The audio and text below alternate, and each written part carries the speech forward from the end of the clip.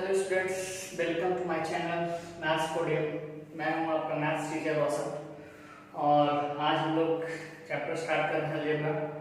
First chapter algebra का first chapter polynomials के बारे में है ना। तो चलिए हम लोग स्टार्ट करते हैं पॉलिनोमियल्स क्लास 10 के लिए। तो पॉलिनोमियल्स जो है बहुत इंपॉर्टेंट चैप्टर है। हर साल बोर्ड में से क्वेश्चन आते हैं 2-4 नंबर के, 2 या 3 नंबर के। तो हम लोग थोड़ा सा ध्यान से देखेंगे। बहुत सारे बच्चे कंफ्यूज आते हैं कि पॉलिनोमियल्स है क्या, किसको पॉलिनोमियल्स बोलेंगे। मतलब वो देख के भी समझ नहीं पाते कि ये पॉलिनोमियल्स है या नहीं है। तो आज हम लोग इसी के बारे में डिस्कस करेंगे, कौन सा पॉलिनोमियल्स है और कौन सा पॉलिनोमियल्स नहीं है, और टाइप्स ऑफ पॉलिनोमियल्स के बारे में। तो पॉलिनोमियल्स है क्या, तो एक एक्सप्रेशन होता है ना। एक एक्सप्रेशन है जो कि इस फॉर्म में होगा। कोई भी एक्सप्रेशन अगर इस फॉर्म में होता है उसको हम लोग पॉलिनोमियल्स बोलते हैं। तो अब देखना है कि जो हम लोग लिखे हैं a0 a1 a2 x1 x2 आखिर ये है क्या, आखिर ये चीज क्या है, इसको हम लोग समझेंगे कैसे, है ना। तो स्टार्ट करते हैं। हम लोग देखते हैं कि यहाँ पे जो भी है a0 a1 a2 an तक वो एक रियल नंबर है। रियल नंबर आप लोग जानते हैं पहले से, है ना। तो जो भी नंबर आप पढ़ रहे हैं मैथ्स बुक में वो सब आपको रियल नंबर ही पढ़ना है क्लास 10 तक, है ना। जो भी आप मैथ में नंबर्स आप देख रहे हैं वो सब रियल नंबर में ही आते हैं और क्लास 10 तक हम लोग यही पढ़ते हैं। तो जो भी नंबर हो, चाहे वो फ्रैक्शन हो, जीरो हो, मिक्स फ्रैक्शन हो, है ना, वो सब रियल नंबर्स में ही आते हैं। नेगेटिव हो, पॉजिटिव हो, वो सारे रियल नंबर में ही आएंगे। और यहाँ x1 x2 ये जो है वो नॉन नेगेटिव इंटीजर होगा, मतलब नेगेटिव नहीं होना चाहिए, है ना। हम लोग एक देखते हैं एग्जांपल, समझते हैं कौन पॉलिनोमियल्स है और कौन पॉलिनोमियल्स नहीं है। क्योंकि बहुत सारे बच्चे इसी में कंफ्यूज हो जाते हैं कि पॉलिनोमियल्स मतलब उसको पहचानना होता है। एमसीक्यूज में भी आते हैं स्टेट बोर्ड के क्वेश्चंस में कि which of the following is not polynomials या which of the following is polynomials. आइए हम देखते हैं।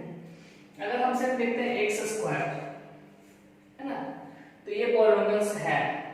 लेकिन अगर हम लिख देते हैं 1/x², ये पॉलिनोमियल्स नहीं है, मगर ये पॉलिनोमियल्स है।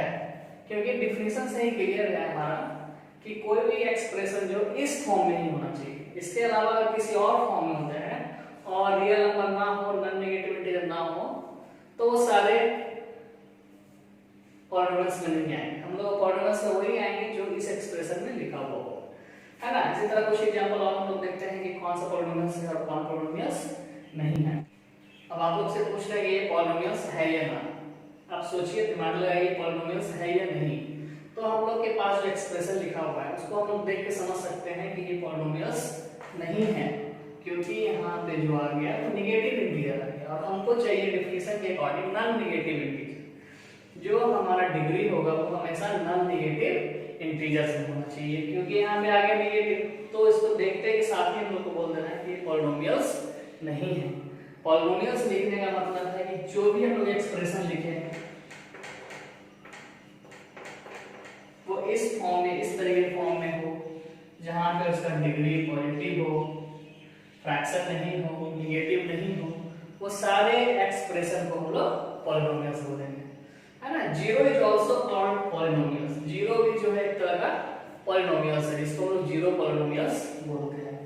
लेकिन हम लोग अलजेब्रा में पढ़ रहे हैं इसलिए अलजेब्रिक एक्सप्रेशन पे ज्यादा ध्यान देंगे।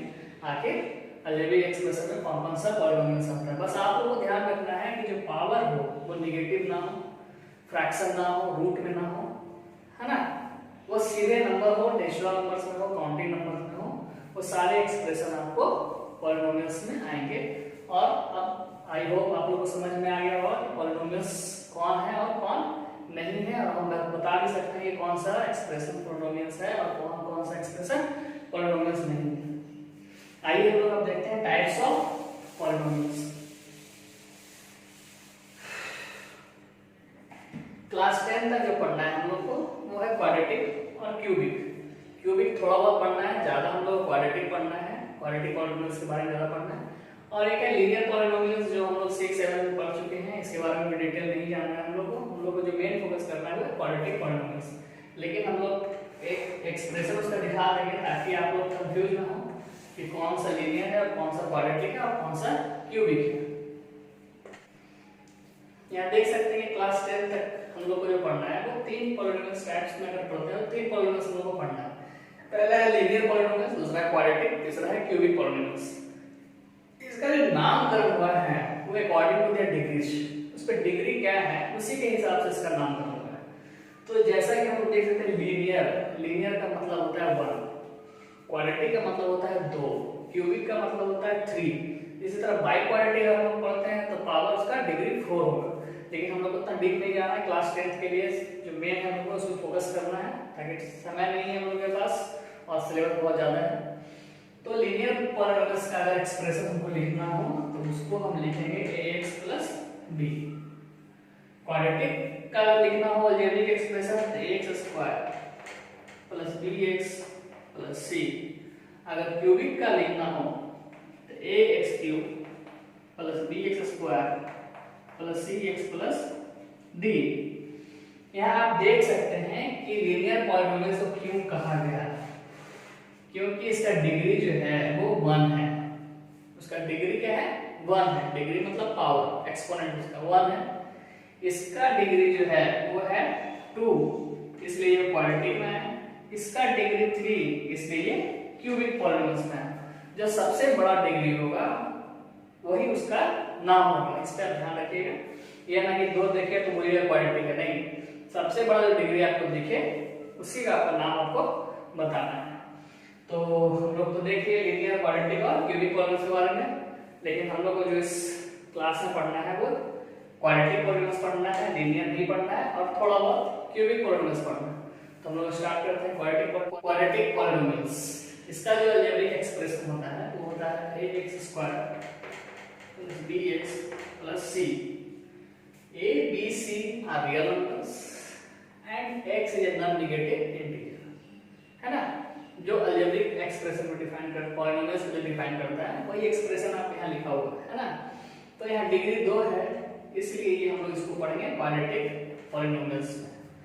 तो हम लोग कुछ इसका रिलेशन देखेंगे, कुछ समझेंगे कैसे पॉलिनोमियल्स क्या होता है, क्वाड्रेटिक पॉलिनोमियल्स कैसे निकालते हैं, इसका सॉल्व कैसे हम लोग करते हैं। तो आज हम लोग उसको देखेंगे, समझेंगे, है ना।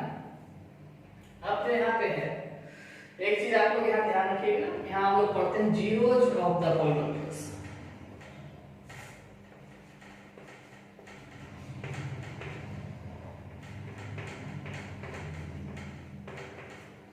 जीरोज ऑफ द पॉलिनोमियल्स किसको हम लोग बोलते हैं, जो भी पॉलिनोमियल्स को हम लोग सॉल्व करते हैं उसका जो सॉल्यूशन आता है उसी को हम लोग जीरोज ऑफ द पॉलिनोमियल्स बोलते हैं या कहते हैं।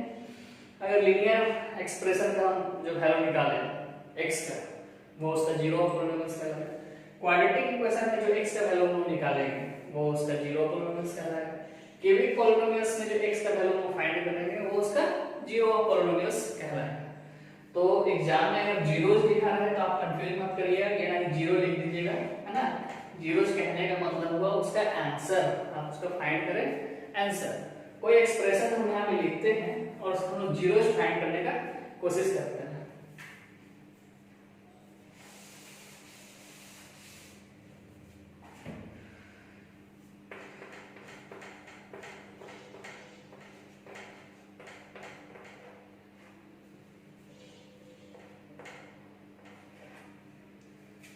अब यहाँ पे हम देख सकते हैं कि एक लीनियर पॉलिनोमियल्स लिखे हैं और इसमें हमको जो फाइंड करना है वो x फाइंड करना है, ताकि उसका हमको जीरोज पता चल जाए कि उसका जीरो क्या आएगा।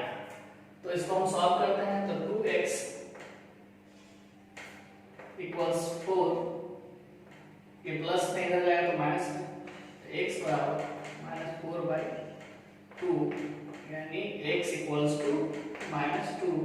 ये कहलाया इसको जीरो ऑफ पॉलिनोमियल्स। इसका लीनियर पॉलिनोमियल्स ये कहलाएगा जीरो ऑफ पॉलिनोमियल्स। अब आई होप आपको क्लियर हो गया होगा, जो आंसर हम फाइंड करते हैं वो कहलाता है इसका zero of polynomials.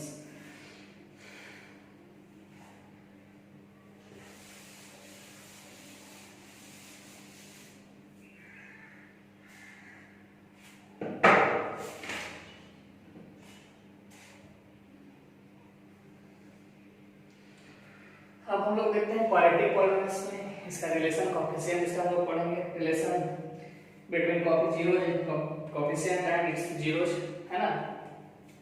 in relation between the zeros and the coefficient of quadratic equation। तो quadratic equation यही हुआ हमारा ax square plus bx plus c equals to 0। ये हमारा होगा उसका क्वाड्रेटिक इक्वेशन, इसको हम लोग बोलेंगे क्वाड्रेटिक इक्वेशन।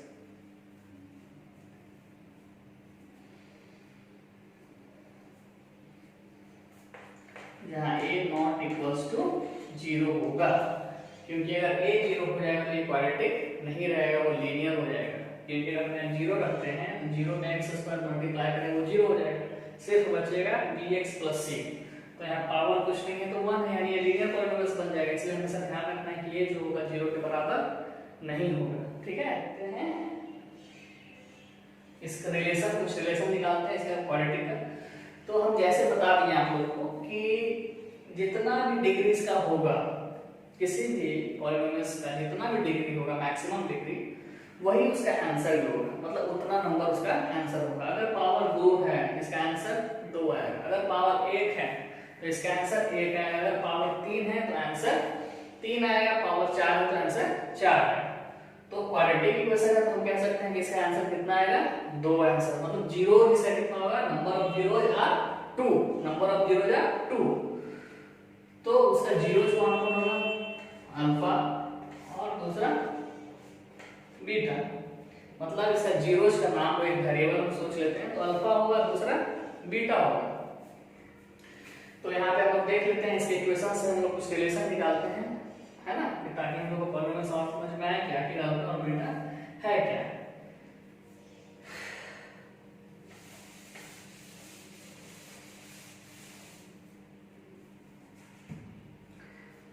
तो ax square plus bx plus c equals 0, alpha plus beta equals minus b by a, alpha into beta बराबर c बाई a। आप देख सकते हैं कि abc कहाँ से है, इसके इक्वेशंस हम निकाले हैं। abc a यहाँ है, b यहाँ, c यहाँ है, जो कि एक कांस्टेंट है, और x जो वेरिएबल है वो जो पढ़ रहे हैं पॉलिनोमियल्स का पढ़ रहे हैं, है ना। तो ये रिलेशन होना चाहिए उसके जीरोज में, तभी समझेंगे कि वो जो हमारा रिलेशन को जो है वो वेरीफाई कर रहा है, ये फॉर्मूला है ना। तो हम अगर इसके एग्जांपल से देखें तो और भी अच्छे से हम समझ पाएंगे और क्लियर हो जाएगा, है ना। अब इसका जीरोज का हम लोग का रिलेशन निकालना है, तो हम लोग कह सकते हैं अल्फा प्लस बीटा बराबर होता है माइनस बी बाई ए। अब देख सकते हैं कि b यहाँ पर कितना है, 4 है, यहाँ माइनस है, यहाँ भी माइनस है, तो माइनस माइनस हो जाएगा वो प्लस, और a कितना है 3, ठीक है। और अल्फा इंटू बीटा निकालते हैं तो c बाई a, c कितना है 6 और a कितना है 3, इट्स मीन 2। मतलब अगर उसके जीरोज को ऐड करें तो 4/3 है, अगर उसके जीरोज को मल्टीप्लाई करें तो वो 2 आएगा। ये हमें पता कैसे चलेगा, तो सबसे पहले इसका अल्फा और बीटा हमें फाइंड करना होगा, जो अल्फा और बीटा जो आएगा, फिर हम इस रिलेशन को चेक करेंगे कि आखिर ये रिलेशन को सेटिस्फाई कर रहा है या नहीं कर रहा है। इसका बनाने का तरीका, आप क्वाड्रेटिक इक्वेशन का एक तो फैक्टराइजेशन जो क्लास 9 में आप लोग पढ़े होंगे, फैक्टराइजेशन मेथड से बना सकते हैं, और अगर दूसरा 10th क्लास में जो पढ़ना है श्रीधर चार्य रूल, जिसमें हम डी निकाल के डिस्क्रिमिनेंट निकाल के इसका वैल्यू निकालेंगे, हम सब सिखाएंगे। वैल्यू निकालने के लिए फैक्टराइजेशन मेथड भी पढ़ाएंगे आपको, और श्रीधर चार्य रूल जो क्लास 10th में पढ़ना है क्वाड्रेटिक इक्वेशन का, वो भी हम पढ़ाएंगे। अभी हम लोग सिर्फ इसका रिलेशन देखते हैं कि रिलेशन आगे आया कैसे। तो ये उसका फॉर्मूला हुआ क्वाड्रेटिक इक्वेशन का, जीरोज का फॉर्मूला हुआ, ये आपको ध्यान रखना है ना, इंपॉर्टेंट है, एग्जाम में आएगा इंपॉर्टेंट।